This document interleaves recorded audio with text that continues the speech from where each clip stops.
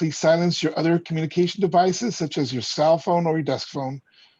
This will ensure that we are not hearing any feedback or causing interruption during this meeting. During the meeting, all participants on Zoom, except for board members and South Coast AQMD staff members, will be placed on mute by the host. That means you will not be able to mute or unmute your lines manually. After each agenda item, the chair will announce public comment. For the Zoom video, if you would like to make a public comment on the Zoom screen, please click on participants, the participants button at the bottom of your screen. A list of participants will appear on the right side of your screen. At the bottom of the list, please click on the gray raise hand button. This will signal to the host that you would like to make public comment, and we'll be adding you to the list. If you're using Zoom on your smartphone, a new screen will pop up with the list of participants. Look for the raise hand button on the screen and press that. For those calling in by phone, on landline, you can dial *9 on your keypad to signal that you would like to comment. Your name will be called when it is your turn to comment, and the host will unmute your line automatically. Please note, you can bring up and/or leave the Zoom meeting at any time.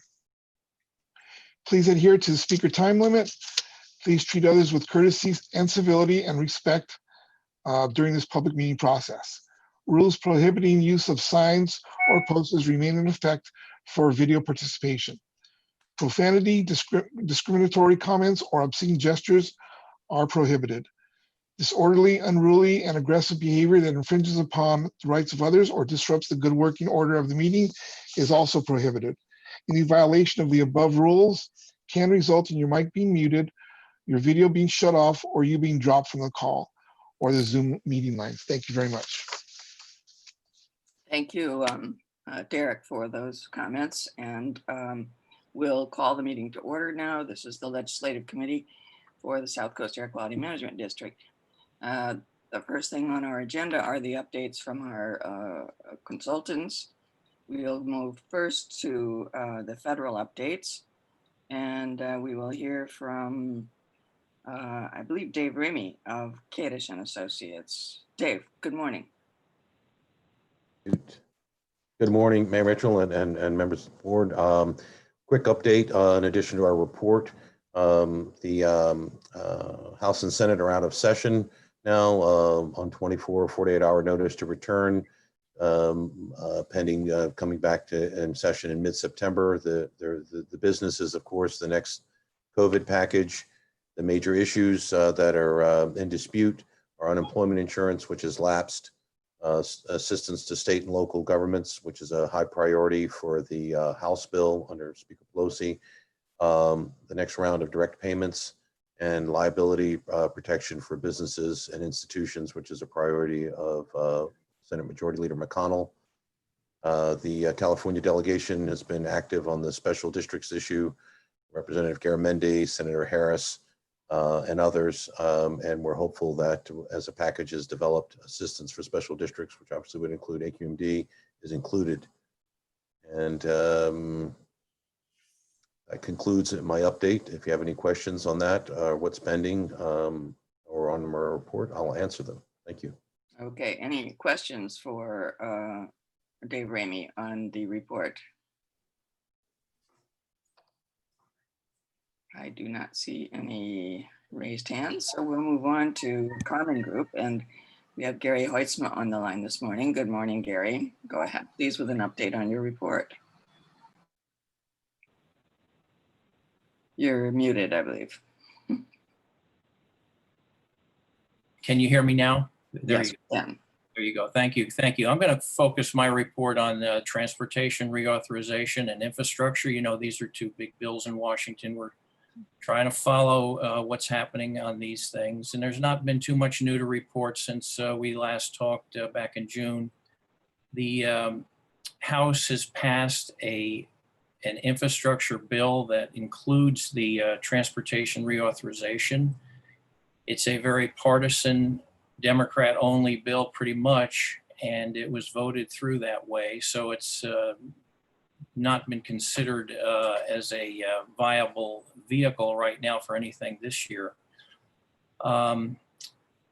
On the Senate side, the Senate is still sitting on a bill that was a bipartisan bill that was passed in committee last year, but there's been no movement with the other committees in the Senate side that have to weigh in on this, the Commerce Committee on Freight and Safety, and then you've got the Banking Committee that has to deal with transit. You've got the Finance Committee that has to deal with the money issues. So all of that, no movement on that. So the consensus thinking right now, and having talked to some people in the administration, the administration also has a bill in draft form that it's circulating through OMB to the other agencies to give the administration position on infrastructure and transportation, and yet they haven't released it, largely because they don't see anything happening this year. So the bottom line right now is that they're looking at a 6-month or 1-year extension of the current programs for the surface transportation bill that's in effect right now. That has to be done by September 30. That's the looming deadline right now for that. That'll be a priority for the Senate and House leadership in September. So that's where we are right now. Happy to answer any questions. Thank you very much. Any questions for Mr. Oidsman? I don't see any. We'll move on to Cassadine Associates. We have Jed Dearborn with us this morning. Good morning, Jed. Would you give us an update on your report? Good morning, Mayor Mitchell and members of the board. On the appropriations front, the House and the Senate are moving on 2 very different tracks. In the House, in the middle of last month, they passed 2 large packages of appropriations bills. And in the first package, that included the DEER grants and the targeted airshed grants. Within that bill, there was $90 million appropriated for DEER grants, which is an increase of $3 million above the FY 2020 levels and $80 million above the president's budget request. There was also an additional $450 million in DEER grants that were characterized in the bill as emergency infrastructure investments. And with respect to targeted airshed grants, the bills appropriated $56.3 million and targeted the funding to the 10 most heavily polluted areas. So the House is done with their appropriations bills, and the Senate has not yet started. At the staff level, they're still working on the bills and the reports, but there are a couple, controversial and partisan amendments that are holding things up. One of those is a police reform amendment that some Republicans have pushed back on, and then there's a general concern that they didn't want to overlap with any COVID relief negotiations. But we expect the Senate to begin work in September, probably have their bills out of committee and on the floor sometime in October. And so moving forward, this means that we're going to have a CR before the end of the month when fiscal year funding runs out. And that CR will likely extend the current funding levels through at least until after the election, probably sometime into early next year. And the results of the election will dictate which direction the eventually passed appropriations package goes next year. And that concludes my report. Thank you very much. Any questions for Mr. Dearborn? Not seeing any. Looks like everything kind of is on hold until we wait for this election, and then things will start moving after that one way or another. So that concludes the federal updates, and I'll ask if there's any public comment on the federal updates. Do we have anyone who would like to speak? I'm asking our host for the meeting. Yes, Madam Chair, we have Ken. All right. And how many, what did you say we have what? We have one speaker. One speaker. And the name? Ken. Ken, all right. Ken, you're on now. We will unmute your microphone and you may address the committee for 3 minutes.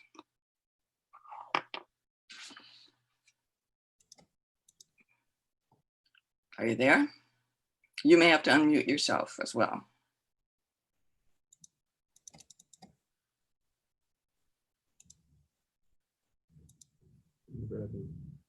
If he's on a telephone, is it *6? There he goes. Oh. He just dropped from the attendee list. We have no more speakers. No speakers then. All right, we'll move on to our updates from our state consultants. And first we have Gonzalez and Sons, and Paul, I believe you will have the updated report. Paul Gonzalez. Good morning, Madam Chair and committee members. I hope everybody is doing well. We are down to our last 2 weeks of session before the legislature adjourns on August 31st, which is 2 weeks from Monday. Today marks the last day for policy committees and the assembly to meet. And the Senate, the last day for policy committees to meet will be next Tuesday, August 18th. Next Friday, the 21st, is the last day for appropriations to meet and send bills to the floor. And that goes for both houses in the Senate and the Assembly. On Monday, August 24th, that's the last day to amend bills in the Assembly, on the Assembly floor. And the last day to amend the bills on the Senate floor is August 26th, so just 2 days later. But for both houses, August 24th through 31st is floor session only, with August 31st at midnight being sign or die. So the governor will then have until September 30th to take action on whatever bills make it to him. And that's the big question at this point, is how many bills are actually going to make it to the governor for his consideration. The Assembly sent over to the Senate about 500 Assembly bills, and the Senate has sent over 200 Senate bills to the Assembly, which has caused a little rift between the two houses, which I think some of the other consultants are going to dive into a little bit deeper. But Appropriations Committee deadline next week will really be the true test to see which bills will make it to the floor and have a chance of getting to the governor. So with that, I'm happy to answer any questions. Thank you. Any questions for Paul on his report? Yeah, just very quickly, Madam Chair. Yes, Supervisor Perez. Yeah, Paul, can you provide maybe some more background on the economic stimulus plan? What's moving forward there? What's the update on that? Supervisor Perez, I believe there's another consultant who's going to provide an update on it. And if there's more questions after that update, I'm happy to answer. That's fine. Thank you. Thank you. All right, thank you. Anybody else have a question for Paul? Not seeing anyone, we will move on to the report from Resolute. And David Quintana has that report. Please give us your update. Hi, this is David Quintana. Can you hear me, ma'am? Yes, we can. Okay, thank you. Yeah, only things I have to add to my report are, one, I think the board saw that yesterday the governor's legislative secretary, Anthony Williams, handed in his resignation to be effective September 1st, which is unusual because that is when all of the bills will be hitting the governor's office, and usually the legislative secretary is the quarterback on getting all that done. What the governor has done is he has tapped Angie Way, the former chief lobbyist for the California Labor Fed, and now with Governor Newsom, and she will be working with other folks. She'll kind of in the intermediate take over for Anthony when those bills start hitting the governor's office in earnest. On the economic stimulus, Supervisor, I can tell you this: I have been in contact with the governor's office and with Senator Hertzberg and Senator Ben Allen, who are two of the four primary quarterbacks on this on the Senate side. The governor's office, who initially pushed back hard on the $100 billion stimulus package that the Senate unveiled, because they felt they weren't involved and it didn't take into account what their priorities were, and they pushed back hard on that. Apparently, according to the governor's office, they're now talking to each other, so much so that they were supposed to put out a joint economic stimulus last Friday. That got postponed to this Wednesday. That got postponed today. In preparation for this call, I called the governor's office to say, where's the stimulus plan? Are you guys going to unveil it today? Are you going to let us know what's in it? And they said, we're having a problem agreeing on the exact language and on some of the necessary priorities, but we're looking at Monday. So Monday, but take that with a grain of salt, Supervisor, because that's the fourth date that the governor's office has given me. So apparently they are working with the Senate to meld their priorities into what Hertzberg brought out 2 weeks ago, and that should be unveiled on Monday or rolled out on Monday.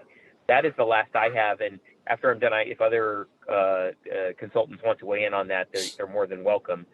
And then the last item I wanted to touch on that I have an update on is regarding AB617 funding in trailer bills. Are we going to be looking at augmented funding for the air districts in some of the trailer bills?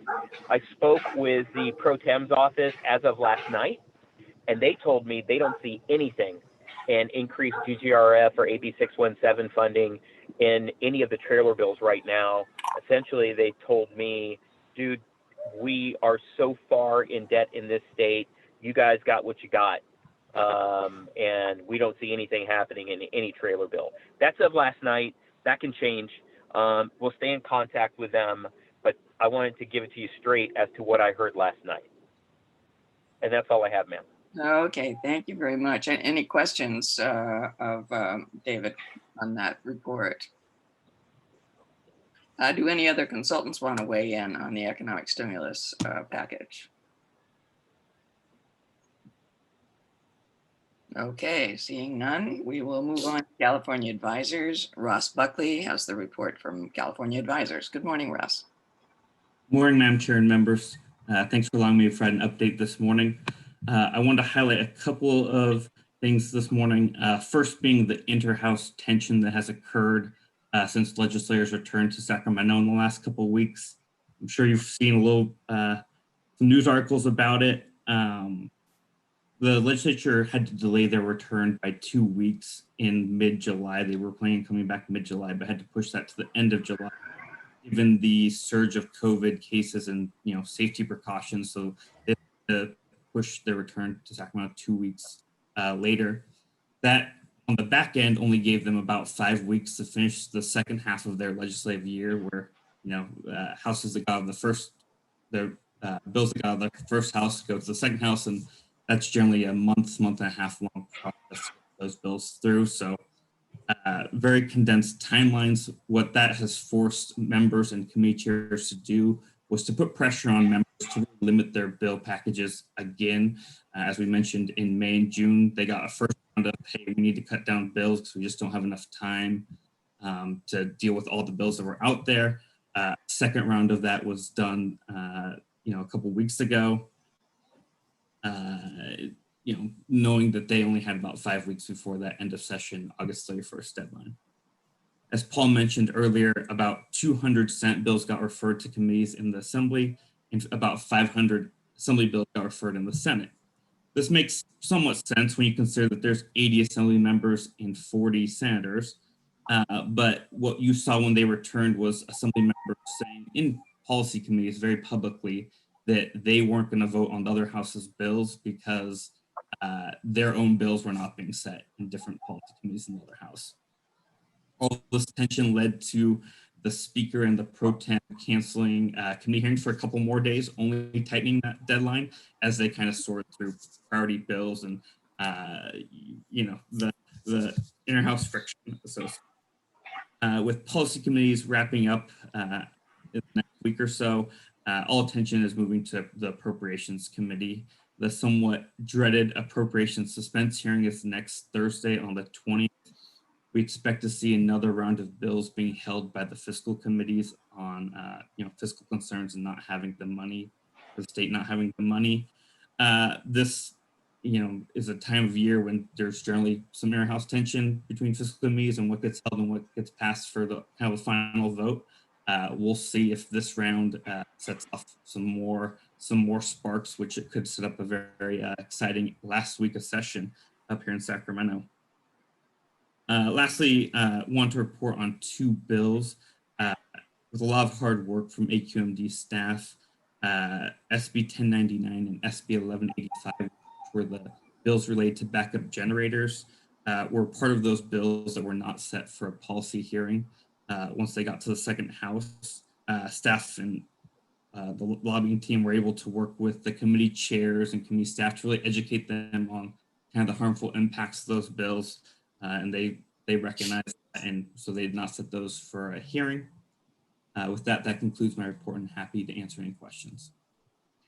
Thank you, Ross. I just want some clarification on the backup generator bills. Did you say they are going to go to hearing? Sorry, they were not set for a hearing. So they're done for the year. They're done. Okay, not set for hearing. We'll have to wait another year to hear on those, I guess. Any questions for Ross Buckley on his report? It's very interesting, this inner house tension that's going on. So we'll see what happens with that. Now I'll ask if there's any public comment on the state reports. Ron, can you tell me what's happening with public comment? There's no public comment, but we do have two callers. If they want public comment, they just press *9 to raise their hand. Is that someone that wants to speak? No, we have no public comment. Excuse me, get this done.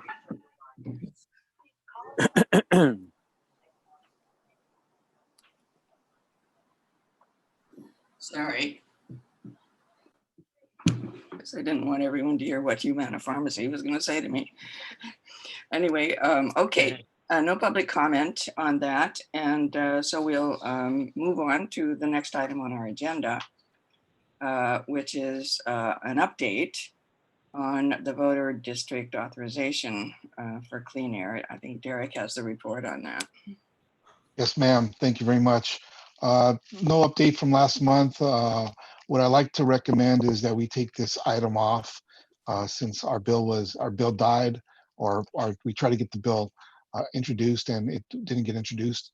So I think at this time, for any future ones, until we are able to get it introduced, if it's okay with you, Madam Chair, and the committee, pull this item off. So there's no more updates. Right, we'll wait until next year's session to see what happens with this proposal that we have for funding. Thank you very much for the work you've done on this, and to our consultants for the work they did on this for us. It's been a couple of years that we've been working on this without success, but we'll keep working and seeing if we can't find some sources of funding for our district to turn over the truck fleets. Okay, we have next some recommended positions on state bills. Oh, maybe I should ask for public comment first on Derek's report. Is there anyone who wants to comment from the public? Madam Chair, we have no public comment. Okay, thank you. Then we'll move on to the next item, which is positions on state bills. There are two in front of us. The first one is AB617 and the report on that will be from Denise, I believe, is going to give us their report. And Madam Chair, before Denise and Philip present their two bills, I just want to give a summary of the two bills real quickly on the status of them. We've been told by the committee staff that these bills are not going to be heard in committee. So essentially they are politically dead, although if the author can somehow get the speaker to do rule waivers to get it, just go straight to a floor vote, they can. So we're taking this up just as an insurance policy for our positions. But I just want to make sure that the committee knows that these bills are essentially, well, they're politically dead right now.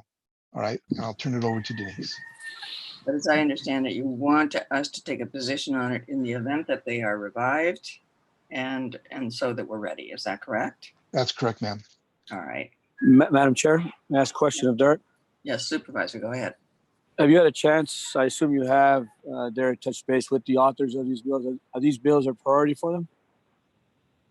I don't believe these are priority bills. I know for the wine bill, it was somewhat of a priority for Senator Atkins, even though she wasn't authoring the bill, but it was a priority for her.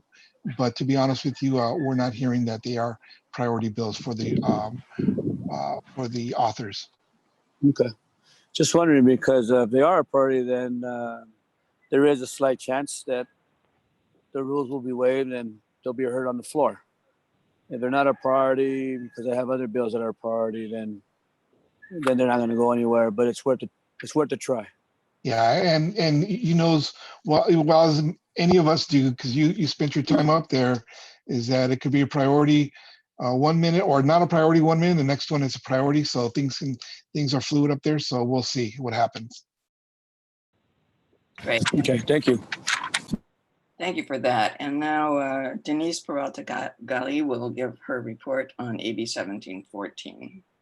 Yes, good morning, Councilmember Mitchell and members of the committee. As stated, I will be reporting on AB 1714. It's a bill by Assemblymember Aguiar Curry. She's out of the Sonoma area. The bill has several components. It would first require CARB to establish a working group to review the state of air pollution control technologies.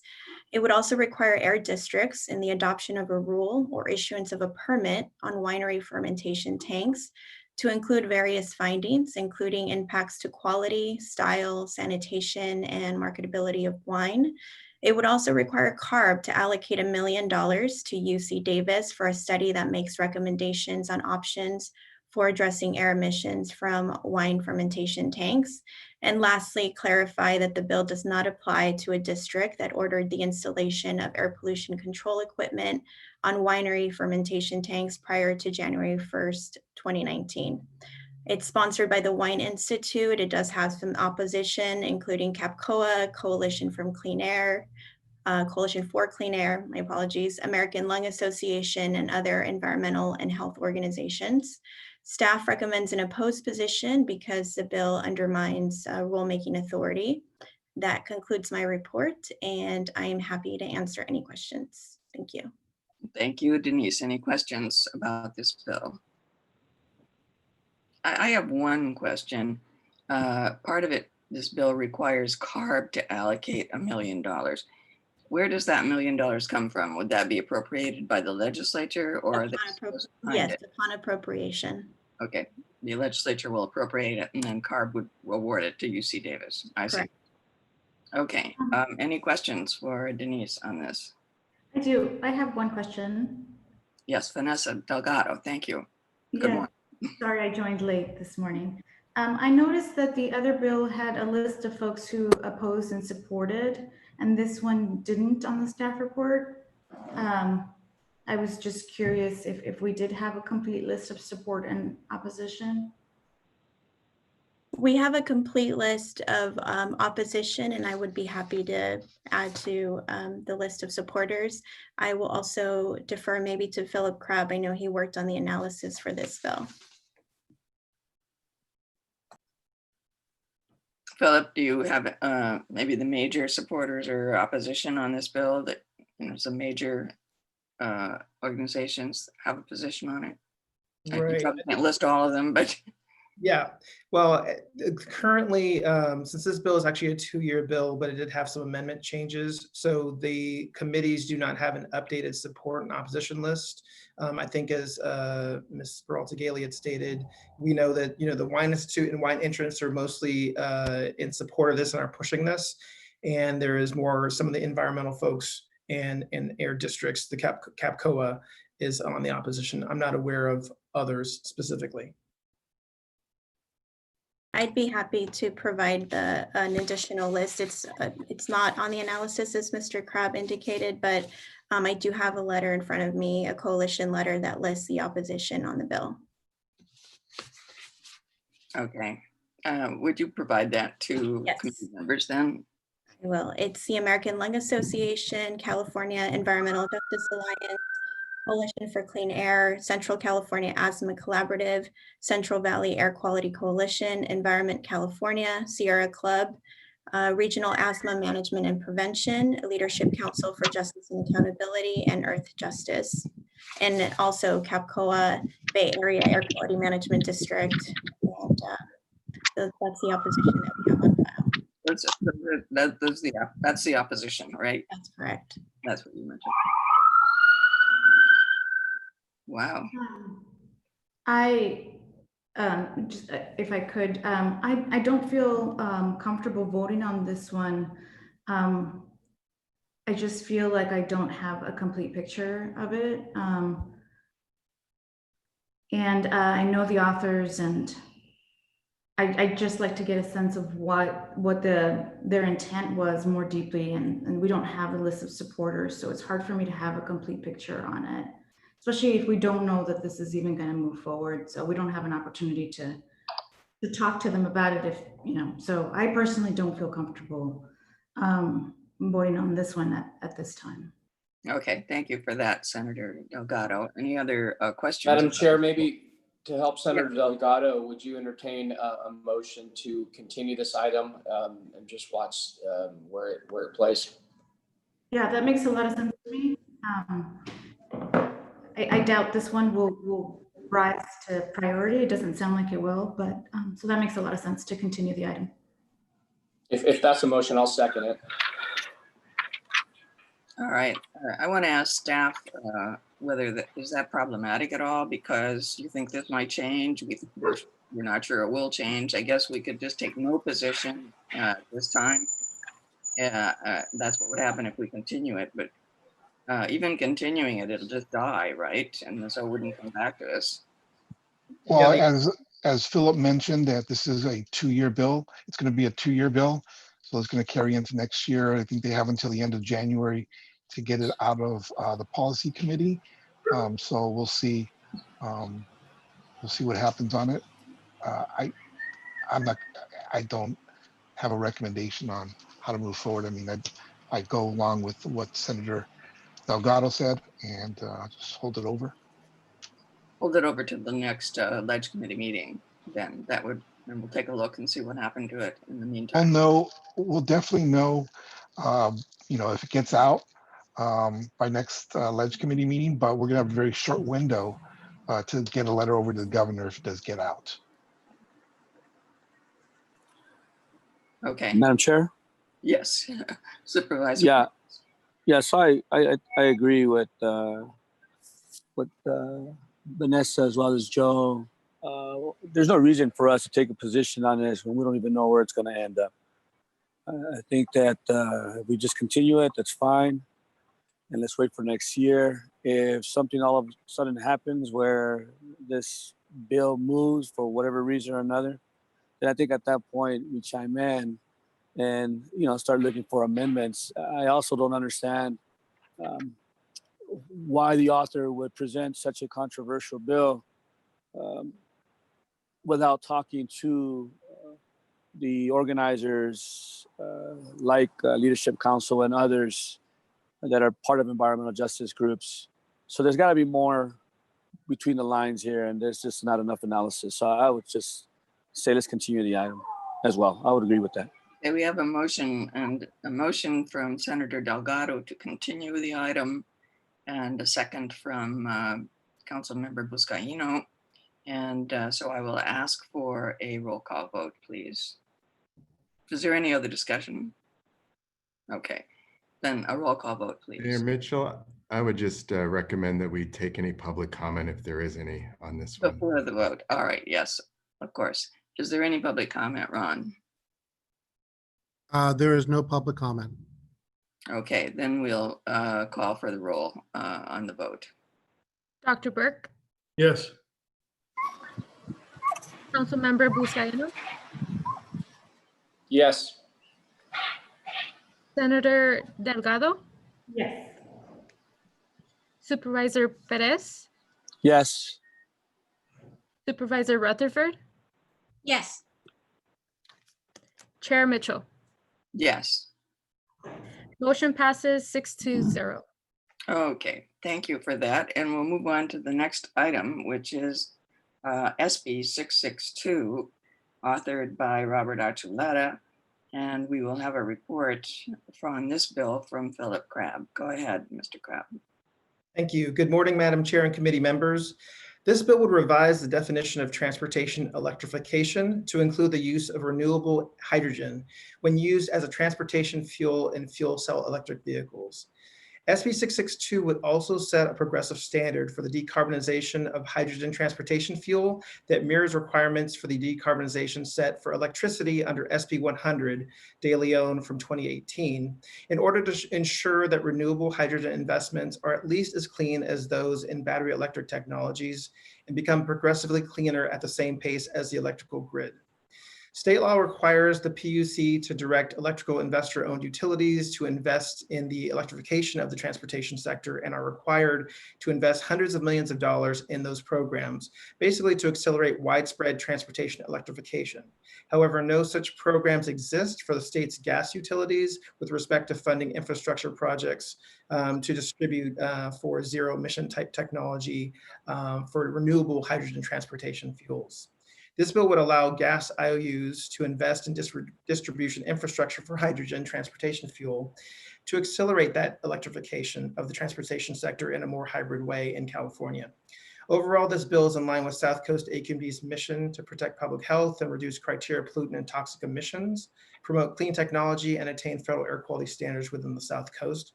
So staff recommends a support position on this bill. Thank you. Any questions for Mr. Crabb?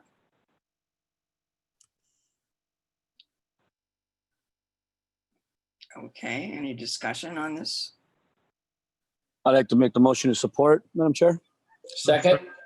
Okay, motion by Supervisor Perez to support and a second by Councilmember Buscaino. Is there any public comment on the item?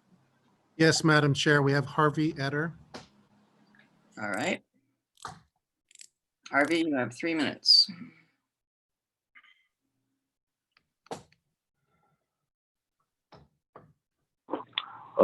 Hello, this is Harvey Eder. I'm talking for myself and for the Public Solar Power Coalition. And just a process thing that should be off the record. There was no Zoom code to get into these meetings. It's been going on all week, and it's garbage. It's a violation of the Brown Act. And this is all illegal, everything you've done. And these other committees as well. This is not just here, it's happening at the supervisors, this is happening at the Clean Power Alliance. This communication is at a new low, and it's gonna wipe out our democracy now if we don't grab onto this, okay? Hydrogen, okay? There was a bill 15, 20 years ago that said that like a third of the hydrogen had to be used from solar, like electrolysis, hydrogen, oxygen. I don't know, I didn't hear nothing about that. All of this should be solar, okay? Solar renewables, wind and sun, all right? So it's got to be part of the bill or it's no deal. Kill it and amend it until improved. Thank you. It's in violation of the legislative intent of previous legislation and the spirit as well, and that of this entity and the other so-called regulatory, the air pollution regulatory entities in the state and other powers, which you captured.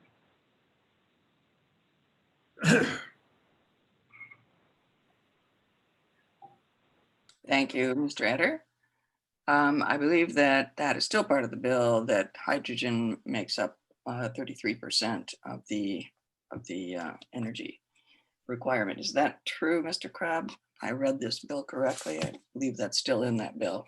Yes, there is a progressive, basically going to all renewable, I believe by 2050, a progressive schedule that would match the non-carbon for electrical generation as well. So they're trying to match decarbonization and make it 100% renewable along the same lines as electricity as well for the grid. Right. Okay, any further discussion on this bill? I'd look for a motion. Madam Chair, yes, I made the motion to support. Thank you. Supervisor Perez moves to support the bill. Is there a second? Second, Buscaino. Second from Buscaino, and we would have a roll call now on the bill. Dr. Burke, Yes. Councilmember Buscaino, Yes. Senator Delgado, Yes. I'm sorry, yes. Supervisor Perez, Yes. Supervisor Rutherford, Yes. Chair Mitchell. Yes. Motion passes 6-0. Thank you. Are there any other matters to come before the committee? Madam Chair, Yes. I was wondering if this committee is going to have the opportunity to discuss the RFPs for Sacramento representation that's on the administrative committee agenda. This committee would discuss it. Let me ask Mr. Alatorre how about that. So no, ma'am, it's in the past, we've taken this to admin committee, so we decided to take the RFP to admin. Just seems a little odd that since this is the committee that deals with legislation and hears their reports and interacts with them mostly, that we wouldn't be involved in that decision.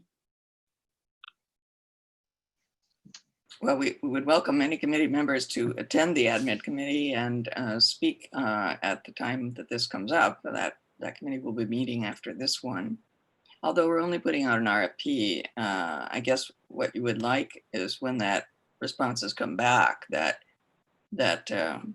this committee members could attend the admin committee on a final selection. I would hope that the admin committee would be interested in that input. In our opinion, yes. Okay. Okay, good point. Any other? I have can I ask a question? Yes, sure, Dr. Burke, go ahead. Because in the 28 years I've been here, I don't ever remember it coming to legislative committee. It always come to admin. So this is not a deviation of policy. This is the way it was before I got here. Is that true to your knowledge, Mr. Alatorre? Yes, it is, sir. So I'm not suggesting it was a deviation. It just struck me as odd that this committee wouldn't be involved in that discussion. Yeah. Thank you. Any other matters to come before this committee? Any other business? Okay, is there any public comment on matters that were not on our agenda? Mr. Moskowitz, is there anything out there? Yes, Madam Chair, we have Harvey Etter. Okay, Mr. Etter, you have 3 minutes.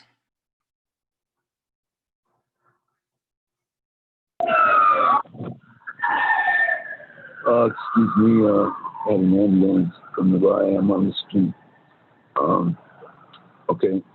Hello, I'm Harvey Etter. I'm speaking for myself and for the Public Solar Power Coalition and the 80-90% of the citizens, voters, and whatnot that want to see an equitable, just transition to solar ASAP. That's something I did not mention in my last comments, that anything that comes out of legislation from the state has to include at least 70-80% equity redistributed to the low-income, homeless, and low and middle income. There's been no increase in equity or income in the last 40 to 60 years in our country. This is true in other Western countries. It's Piketty, we put it in the record, his 14th book and his recent book, Capital 21st Century and Capital Ideology. It's been purged, but it's out there. And you got to deal with the real world, okay?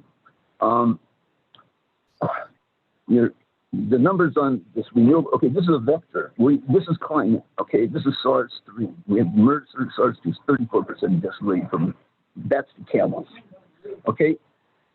This is it. It's on right now. And the death rates and the social costs are a million, millions, a trillion, and we've got trillions of dollars of programs and trillions in social costs that are dwarfing this, okay? The deaths are a million going up, okay?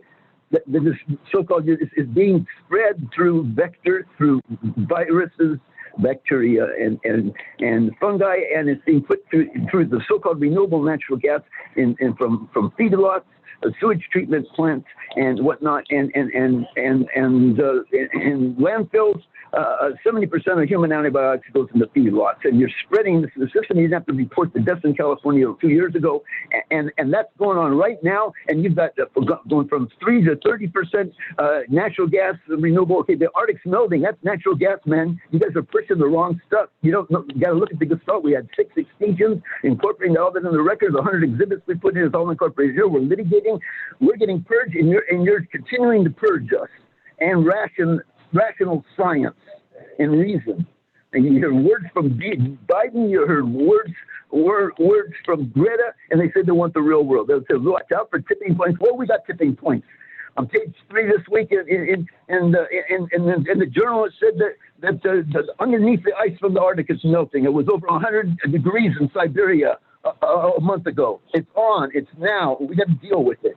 The Democrats are coming in. They got to purge this geoengineering, this nuclear stuff, you know, and the methane, the natural gas, the so-called renewable natural gas. It's death wish. It's on right now. Let's be rational. Let's not depreciate this life for some kind of, you know, pie in the sky fairy tale. Thank you. Thank you, Mr. Etter. Is there any other public comment?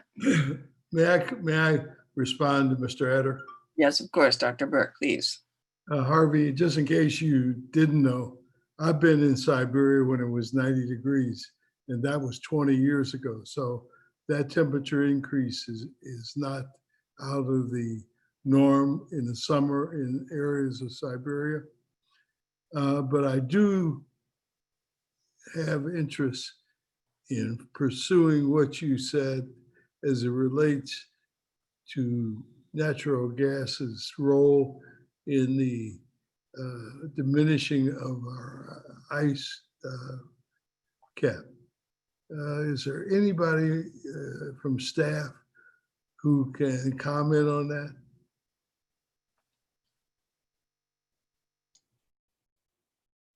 With regards to global warming impacting the polar ice caps, I would Yes. say no, Dr. Burke. Yeah. Well, let me tell you, I think Harvey may have a point there.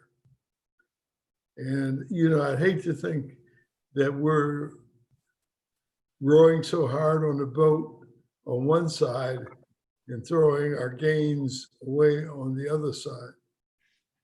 So, you know, I would just suggest to you that some consideration be given to the evaluation of natural gas, burning natural gases effect on the polar ice caps. That's all. Thank you. I will mention that, you know, that has been a concern that I have had as well. We have an abundance of natural gas, and it's relatively inexpensive.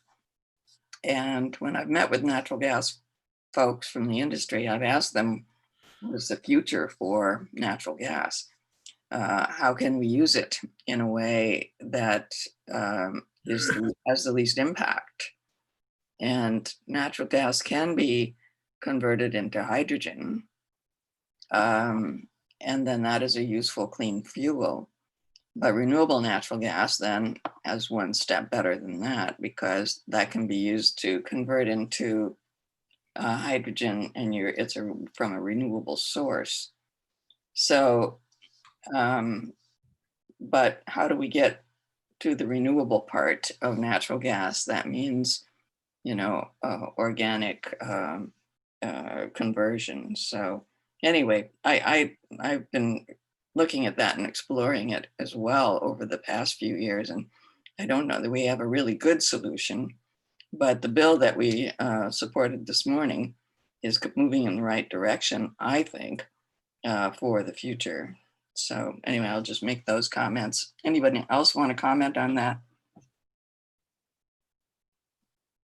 Okay, I think we have no further business, no further public comment. Is that correct? That's correct. Harvey Etter has raised his hand again, but I believe he had already spoken. He's already spoken. So Harvey, save that for the next meeting, and the next meeting will be on September 11th, and we will adjourn for now. Thank you all for coming this morning. Thank you. Thank you all. Bye-bye.